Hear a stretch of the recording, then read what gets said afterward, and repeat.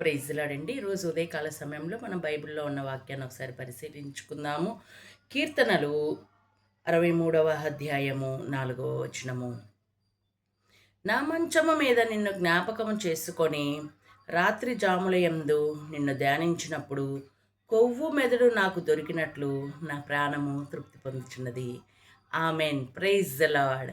ఈ యొక్క వాక్యము మనల్ని ఎంతగా బలపరుస్తుందంటే అండి, చూడండి, మనము ప్రతిరోజు కూడా నిద్రిస్తూ ఉంటాం కదా. నిద్రించేటప్పుడు ఏం చేస్తూ ఉంటాం?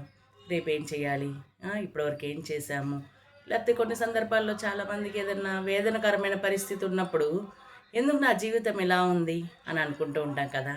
కానీ బైబిల్ వాక్యం చెప్తుంది, రాత్రి జాములయందు నిన్ను ధ్యానించినప్పుడు, అంటే మనం పడుకొని ఉన్నప్పుడును, కూర్చొని ఉన్నప్పుడును, లేచినప్పుడును, నిలబడినప్పుడును, నడుచున్నప్పుడు మనము సమస్తము కూడా ధ్యానం చేసుకుంటూ ఉన్నట్లయితే కొవ్వు మెదడు నాకు దొరికినట్లుగా నా ప్రాణము తృప్తి పొందుచున్నది.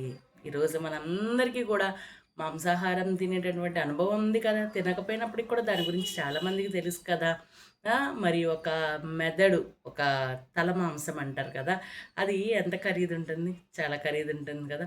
అంటే అది తింటే ఎంత తృప్తిగా ఉంటుందో, దేవుని యొక్క వాక్యాలు ధ్యానించుకుంటూ ఆయన మనకు చేసినటువంటి మేలుల గురించి మనము నెమరు వేసుకుంటున్నప్పుడు అంతే తృప్తి, అంతకంటే తృప్తి మనం పొందుకుంటామని వాక్యం చెప్తుంది. వాక్యాన్ని బట్టి మనం ముందుకెళ్దాం. Praise the lord. ఆమేన్.